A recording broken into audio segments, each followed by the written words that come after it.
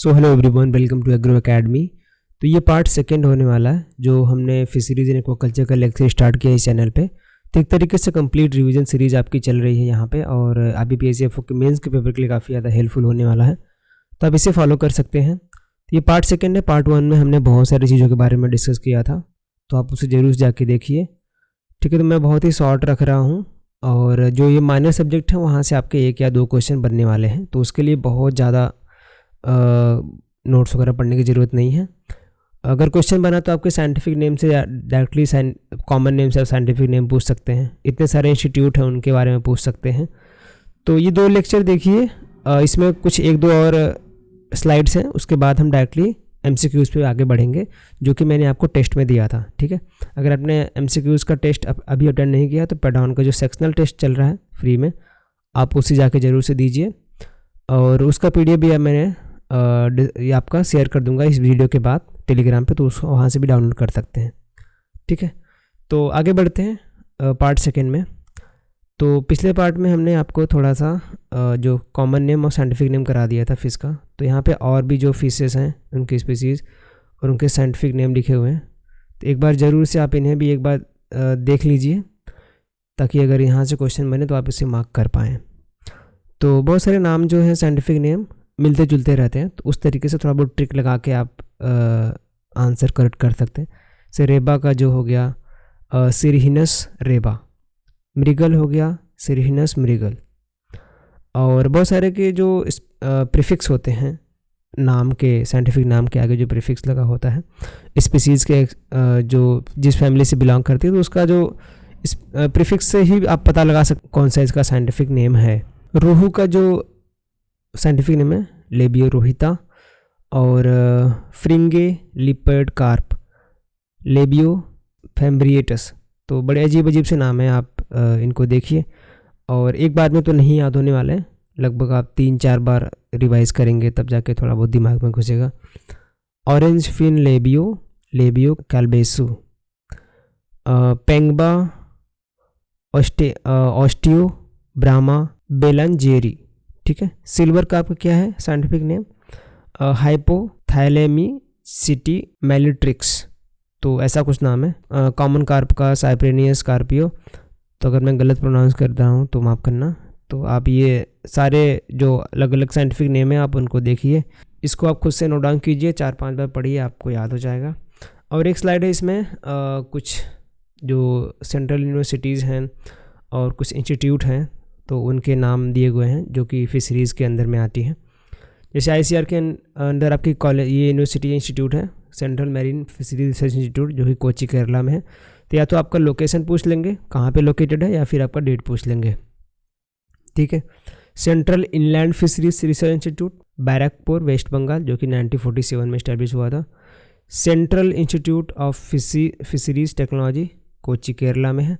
और आपका central marine fisheries research institute, ये भी कोच्चि केरला में है।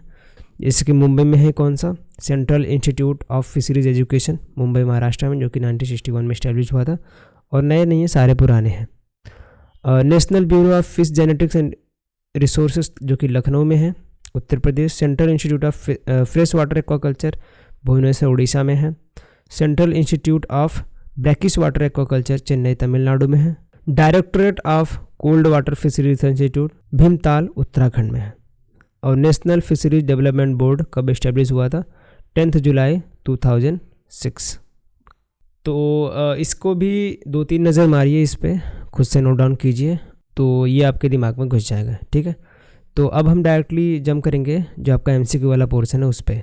तो इस टेस्ट में आपके 20 क्वेश्चन थे, और 20 क्वेश्चन के साथ साथ अगर आप जो एक्सप्लेनेशन मैंने दिया हुआ है, तो हर एक क्वेश्चन में आपके 2-3 क्वेश्चन और शामिल हो जाते हैं। तो एक तरीके से फुल रिवीजन आपका इस टेस्ट में हो जाता है। तो अगर आपने नहीं अटेम्प्ट किया तो प्लीज़ जाकर उसको करिए, डिस्क्रिप्शन में आपको फ्री टेस्ट का लिंक मिल जाएगा। तो क्वेश्चन नंबर 1 में देखिए क्या दिया हुआ है। The cold water fishes adopted to live below 10 degree Celsius to 20 degree Celsius temperature. These are either fed by the melting snow and springs as in the north, और by the rain water as in the Deccan plateau. Name of the species that available for the cold water fish culture. तो ऐसे examiner ऐसे बहुत भारी भरकम word डाल के देता है एग्ज़ाम में कि जैसे कि आप पढ़ने में बहुत ज़्यादा समय लगा दें और अपना मेन जो क्वेश्चन है उसको भूल जाएं। तो आपको हमें बोलना है भैया हमको नहीं लेना देना आपके ज्ञान से, क्योंकि ऐसे जो ज्ञान होते हैं आपको बहुत ही कम हेल्प करते हैं आपके एक्चुअल आंसर मार्क करने में। तो आप डायरेक्टली पढ़ सकते हैं क्या पूछा है, name of the species that are available for the cold water, क्योंकि ये सटीक जो वन लाइनर होता है वो तुरंत याद आ जाता है। अगर आप ये सारी चीज़ें पढ़ने शुरू कर देंगे, बहुत बार ऐसा होता है कि आप वो क्वेश्चन जो आपके माइंड में था वो निकल जाता है। तो ये सारी चीज़ें ध्यान में रख के, कभी कभार हेल्प कर देता है कभी कभार नहीं करता है, तो ये चीज़ें ध्यान में रख के आप आंसर मार्क करिए। The name of the species that available for cold water fish culture, कौन सी स्पीसीज है भैया? Mahseer, exotic trout, giant murrel, both A and B and all of these. तो इसके लिए आपका ऑप्शन नंबर डी हो जाएगा, both A and B, mahseer और एक्जॉटिक ट्रॉट। तो इन दोनों के साइंटिफिक नेम हमने अभी आपको बता दिए ऊपर। तो मैसीर जो है आपका एमपी का स्टेट फिश के रूप में जाना जाता है। क्वेश्चन नंबर सेकेंड में देखिए क्या दिया हुआ है, as soon as spawn assumes the shape of fish and grow to about 1 to 2 centimetre in length, it take usually how many days to reach as fry stage. तो first हमने lecture में आपको डिटेल में अलग अलग cycle, life cycle बताया था, ठीक है, अलग अलग स्टेज के फिश के, तो उसको जाके देखिए आपको अच्छे समझ में आ जाएगा। तो इसके लिए लगभग आपके 7 से 10 दिन लगते हैं। स्पाउन एक्स होता है, वहाँ से लेकर आपको फ्राई स्टेज में आने में लगभग 7 से 10 दिन लगते हैं। अगला क्वेश्चन है question number 3, the fish that are present in mountain rivers are minor carps and have no significance as commercial fisheries. ठीक है, तो कौन सी वो फिश है जो कि माउंटेन रिवर्स में प्रेजेंट होती है? स्नो ट्रॉट, लेबियो, गारा, बैरलियस या फिर नन ऑफ दीज। तो इसके लिए करेक्ट ऑप्शन होगा ऑप्शन नंबर बी, लेबियो। ठीक है, क्वेश्चन नंबर 4 देखिए क्या पूछ रहे हैं, which of the following state और UTs that highest per capita fish consumption. तो कौन सा ऐसा स्टेट और यूटी है जहाँ पे आप सबसे ज़्यादा फिश का कंजम्पशन होता है, जहाँ पे ज़्यादा पैदावार होगी, या मतलब बहुत ही कम चांसेस हैं दूसरे रिसोर्सेज के लिए। जैसे आपका कर्नाटका तो नहीं होगा, तमिलनाडु नहीं होगा, अंडमान निकोबार क्यों होगा? क्योंकि आपका आइलैंड है। तो कितने लोग हैं और कितने लोग खा रहे हैं, इससे डिसाइड करते हैं पर कैपिटा कितने लोग उसको कंजम्पशन में ले रहे हैं फिश को। तो अंडमान निकोबार आपका करेक्ट ऑप्शन हो जाएगा क्वेश्चन नंबर 4 के लिए। अगला क्वेश्चन देख लेते हैं question number 5, migratory fish that live in salt water but breed in fresh water is known as anadromous fish. तो डिफिनीसन के रूप में अगर आप इसका उल्टा करेंगे तो migratory fish that live in fresh water, तो क्या हो जाता है? कैटाड्रोमस। ठीक है, तो ये डिफिनीसन दिया हुआ है एनाड्रोमस का। Which of the following is an anadromous fish, उसका एग्जाम्पल पूछ रहे हैं। सैल्मॉन हो गया, American shad, hilsa, A and B या फिर ऑल ऑफ दीज। तो क्वेश्चन नंबर 5 का ऑप्शन नंबर ई हो जाएगा, ऑल ऑफ दीज। ये सारे एग्जाम्पल जो हैं आपके एनाड्रोमस फिश में आते हैं। Question number 6, a method of catching fish by jerking an unbaited hook through the water termed as. Unbaited आपका हुक होता है, तो उसके थ्रू जो फिशरमैन फिशिंग करता है तो उसको क्या टर्म देते हैं? उस फिश की जो कैचिंग ऑफ फिश उसको क्या टर्म देते हैं? स्नैगिंग, टैगिंग, टैंगिंग या फिर स्नैग कल्चर, ट्यूबिंग या फिर नन ऑफ दिस। तो इसका जो करेक्ट ऑप्शन होगा ऑप्शन नंबर ए, स्नैगिंग। अगला क्वेश्चन देखिए, सेम वही है, यहाँ पे डायरेक्ट देखिए, what is the scientific name of the silver carp. तो यहाँ पे कुछ डिटेल दी हुई है उसके बारे में कि सिल्वर कार्प के बारे में। तो larvae and small juveniles feed on zooplankton switching to the phytoplankton once a certain size is reached. It is the filter feeder which processes a specialized feeding apparatus capable of filtering particles as small as 4 micron.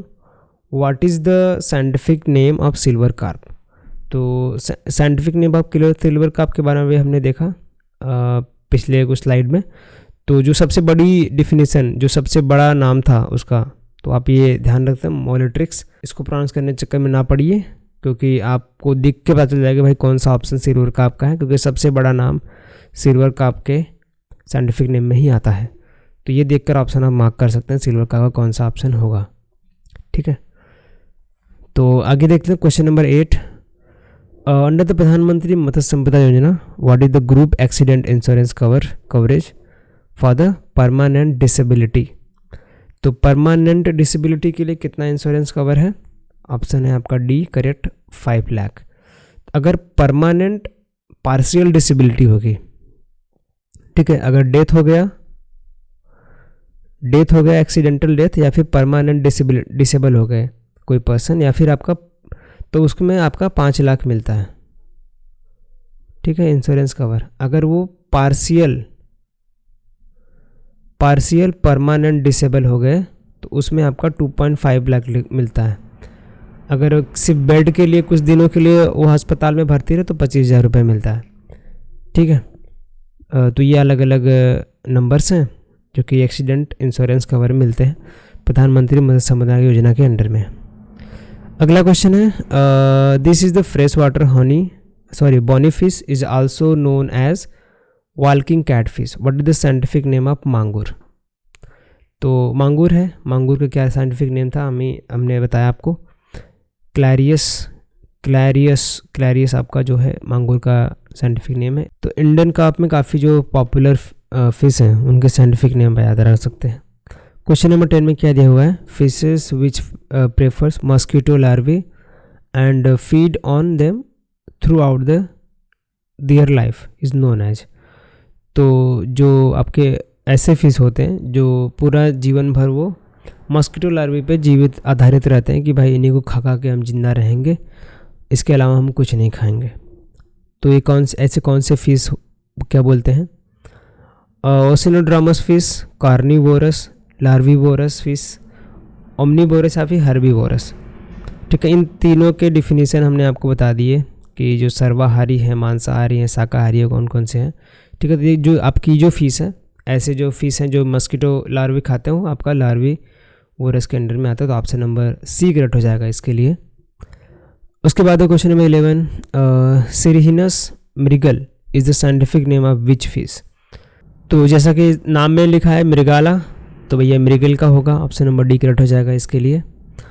Question number 12 देखिए, what is the effective rate of interest under KCC for taking loan for the fish culture. Fish culture करने के लिए KCC के अंदर जो loan हम लेते हैं उस पर कितने % का इंटरेस्ट रहता है वो आपको बताना है। 4%, 5%, 7%, 11% या फिर 15%। ऑप्शन नंबर सी कट हो जाएगा 7%। क्वेश्चन नंबर 13 है, induced breeding technique is used in. तो इंड्यूस्ड ब्रीडिंग टेक्निक जो होती है इसमें हम इंजेक्शन के माध्यम से जो फिश होते हैं उसको ब्रीड कराते हैं। ठीक है, जैसा कि हमने आर्टिफिशियल इंसेमिनेशन पढ़ा हुआ है आपने एनिमल्स वगैरह में, तो ऐसे इंड्यूस्ड ब्रीडिंग कराते हैं फिश में। तो इसमें किस में यूज़ करते हैं, इनलैंड फिशरी में, मैरीन फिशरी में, इनलैंड, ये दोबारा हो गया, कल्चर फिशरी या फिर कैप्चर फिशरी। तो ऑप्शन नंबर डी करेक्ट हो जाएगा। कल्चर फिशरी जो हम करते हैं, जितने भी उनके अलग अलग स्पीसीज हैं पॉपुलर, उसमें हम इंड्यूस्ड ब्रीडिंग करते हैं। उसके बाद क्वेश्चन नंबर 14, ICAR की जो central institute of fisheries education है वो कहाँ पे लोकेटेड है। केरला में, कर्नाटका, महाराष्ट्र, वेस्ट बंगाल, आंध्र प्रदेश। तो अभी हमने आपको जो लिस्ट दिया था उसको 2-3 बार देखिए। तो central institute of fisheries education बारे में पूछा गया, तो एजुकेशन के लिए आप महाराष्ट्र जाएंगे सीधा, क्योंकि वहाँ पे आपका बेस्ट एजुकेशन है। आगे है आपका question number 15, etroplus suratensis is the state fish which among the following. तो ये जो यहाँ पे साइंटिफिक नेम दिया हुआ है फिश का, तो ये पूछ रहे हैं कौन सी ये जो फिश है वो कौन सी स्टेट फिश है, मतलब कौन सी स्टेट से बिलोंग करती है। वेस्ट बंगाल, महाराष्ट्र, केरला, आंध्र, कर्नाटका। तो ऑप्शन नंबर सी करेक्ट हो जाएगा। ऑप्शन नंबर सी आपका केरला। जो आपका इट्रोप्लस सूराटेनेसिस है वो आपका केरला से बिलोंग करती है, केरला की स्टेट फिश मानी जाती है। तो अलग अलग स्टेट फिश के मैंने आपके जो हैं उनके भी चार्ट मैंने बना के दे दिया था फर्स्ट क्लास में, उसको जरूर जाके देखिए आप। और इसका अगर आप टेस्ट देंगे तो टेस्ट में भी मैं आपको सोल्यूशन में एक्सप्लेनेशन में मिल जाएगा। क्वेश्चन नंबर 16 में, Indian ornamental fish trade mostly deal with the fresh water fish 90% almost, जिसमें से 98% कल्चर है और 2% आर कैप्चर्ड। ठीक है, which among the following are the example of indigenous fresh water ornamental fishes. तो एग्जाम्पल पूछ रहे हैं indigenous fresh water ornamental fish में कौन से एग्जाम्पल हैं वो आपको बताने हैं। यहाँ पे आप नाम देख सकते हैं। तो इसके लिए ऑप्शन नंबर डी करेक्ट हो जाएगा आपका। बी और सी जो ये हैं होराबैगरस, ब्राचिसोमा और आपका सी में जो है पुंटियस फिलामेंटोसस। तो ये दो नाम जो हैं आपके indigenous fresh water ornamental fish category में आते हैं। तो इन्हें आप एक दो बार पढ़िए, याद हो जाएंगे। क्वेश्चन नंबर 17 देखिए, the organism can adopt to wild range of serenity is comes under which category. तो जो ऑर्गेनिज्म हैं, जो फिशेस हैं, जो इस कैटेगरी में आती हैं, जो वाइल्ड रेंज ऑफ सेरेनिटी को अडॉप्ट करती हैं, उन कौन सी कैटेगरी में आती हैं आपका? ब्रूडस्टॉक, स्टेनोहेलाइन, हेलोक्लीन, यूरीहेलाइन या फिर नन ऑफ दिस। तो ऑप्शन नंबर डी करेक्ट, यूरीहेलाइन। जिसके अंदर ऑर्गेनिज्म आते हैं उनके पास वाइल्ड रेंज ऑफ सेरेनिटीज होती है, वो कहीं भी ग्रो कर जाते हैं। तो हमने फर्स्ट क्लास में आपको स्टेनोहेलाइन और यूरीहेलाइन के बारे में एक्सप्लेन किया था। क्वेश्चन नंबर 18 है, they belong to the fresh water perciformes fish family. ठीक है, native to the part of Africa and Asia which inhibit swampy water. Inhibitory मतलब कि वो कहाँ पे रहना पसंद करते हैं? स्वैम्पी वाटर, यानी दलदल वाली जो मिट्टी होती, पानी होती ना, कीचड़ वाली, वहाँ पे रहना पसंद करते हैं।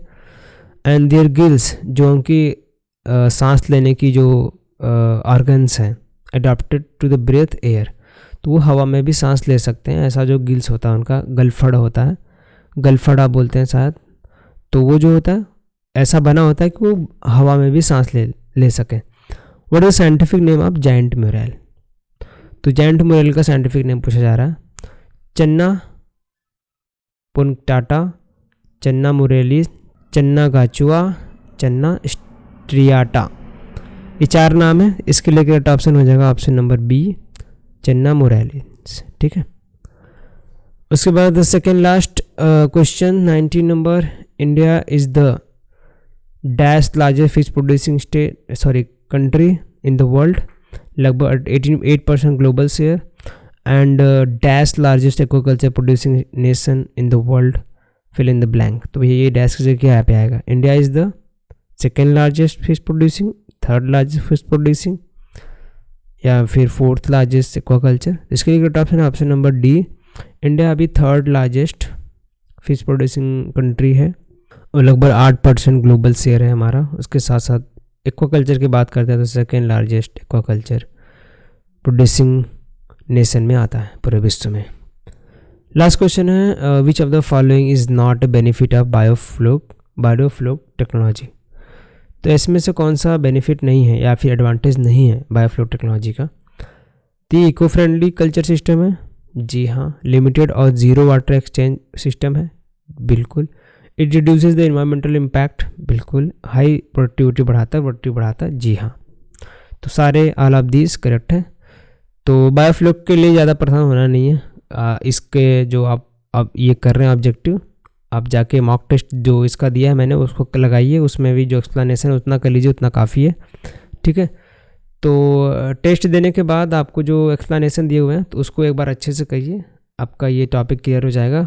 और फर्स्ट पार्ट भी आप देख सकते हैं। ठीक है, तो कुछ बचा रह गया तो हम लोग फाइनल टेस्ट में पैडॉन का जो वीकली टेस्ट होता है उसमें कवर कर देंगे। तो ये पार्ट 1 पार्ट 2 इसमें एंड कर रहे हैं हम लोग फिशरीज़ के टॉपिक। अब हम स्टार्ट करेंगे फॉरेस्ट्री। ठीक है, सो थैंक्स फॉर वॉचिंग। मिलेंगे आपको नेक्स्ट क्लास में, तब तक के लिए धन्यवाद।